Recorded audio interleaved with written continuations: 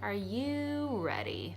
Today we're going to be talking about accidentals, which is incredibly exciting. I know I've been teasing you, saying we would get to all the black notes. Well, today is that day. I hope that you had a chance to look at our lesson that we were talking about all the note names on the piano, as well as our lesson on how to read music notes. That'll be a really good prequel to today. If you have not had a chance, I'm going to include it in the description box. So a sharp, which essentially looks like a hashtag, but in music, it is actually called a sharp.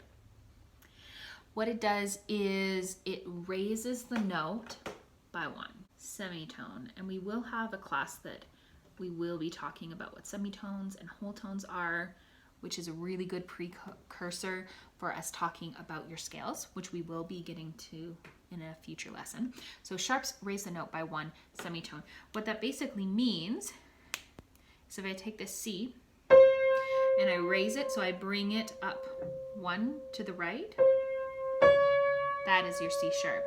So this is your C, this is your C sharp. I'm gonna bring it a little closer so you can see. Here's your C. If you go one higher, that is your C sharp. Next, we have your flat.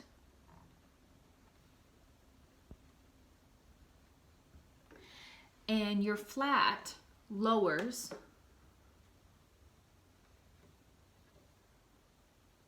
your note by one semitone. This is your D. If you go one lower, that is your D flat. Sharps and flats, they remain sharp or flat until the very end of the bar line. So for instance, if I was going to have, let's say, this note, it was sharp, let's just pretend it was a C sharp. This next note right behind it would also be a C sharp. But if I put a bar line right there, it would cease to be a C sharp. It would go back to a C again. If I, however, had that C sharp, and I wanted it to immediately go back to a C afterwards, before the bar line, I would have to put what we call a natural. And that would bring it back to that. So a natural cancels a sharp or flat. There are a couple accidentals that are a little less common than the first three that we talked about. The first three are the most common, and they are the double sharp, which usually looks like kind of like an X. And a double sharp raises the note by two. This is your C. If you go one note higher, it is your C sharp. One note higher than that is your C double flat, otherwise known as D. And then we have a double flat, which just looks like two flats right beside each other. It lowers by two. This is your E. One note lower is your E flat. One note lower than that is your E double flat, otherwise known as D. The rule is the same with the double sharp and the double flat as it was with the sharp or the flat, which is, let's say we have C double sharp. It will be still a C double sharp. The bar line will cancel. Then it will go back to a C. And then if we have a C double flat, it will still be a C double flat until either a bar line or a natural cancels it. Now, A double sharp and a double flat is very, very rarely used, and it may be that you don't even see a double sharp or a double flat in actual music until you actually get more advanced. And you might be wondering, because I do get this question quite often, because let's just say, for example, C double sharp. So here's a C, here's a C sharp, C double sharp is the same as a D. And many times people will be like, but why don't you just play, like write down that it's a D note that I play? But that often comes down to some more music rules,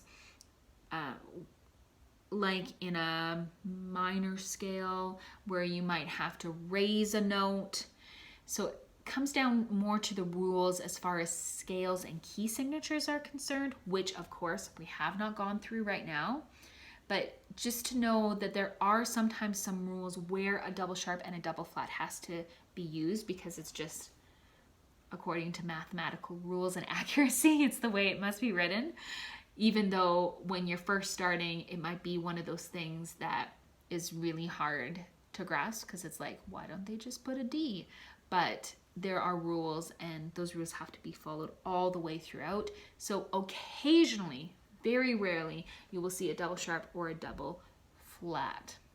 One additional thing that you also have to watch when you are looking at writing your sharps and flats that sometimes people have a hard time with remembering is that whatever accidental you are using, whether it is a sharp, a flat, a natural, a double sharp, a double flat, it is always exactly the same rule, which is if you have a note, like for instance, this is our E. Let's just say I have an E sharp right here. It is very important that if it is in a line, the accidental, the sharp goes right through the line. So you have a sharp, the middle of this sharp has to go right through the line that you are going to be sharping. In a space, the sharp must be directly in the space that you are trying to sharp.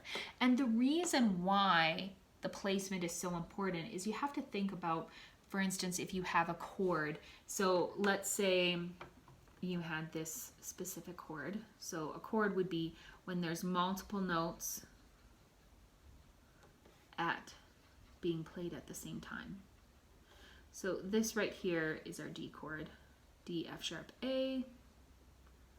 And if chording is something that you'd be interested in learning a little bit more about, I can for sure do a lesson on that. Just make a comment in the description box below and we'll talk a little bit about chording. But for instance, in this one, you'll see 3 notes that are supposed to be played at the same time.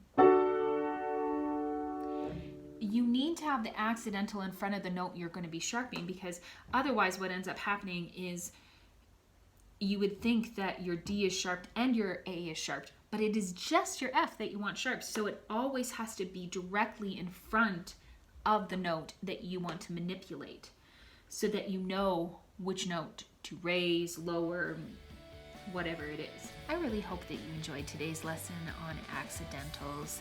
We covered the sharp, the flat, the natural, and the very uncommon double sharp and double flat, so you are very well prepared. I hope that if you enjoyed this lesson, why don't you give a like, a comment.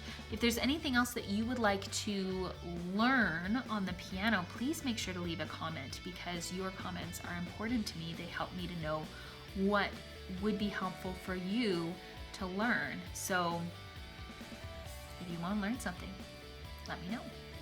Make sure to like, comment, subscribe, hit the bell for the notifications, and we'll see you next time for more piano and vocal tips for your musical adventure.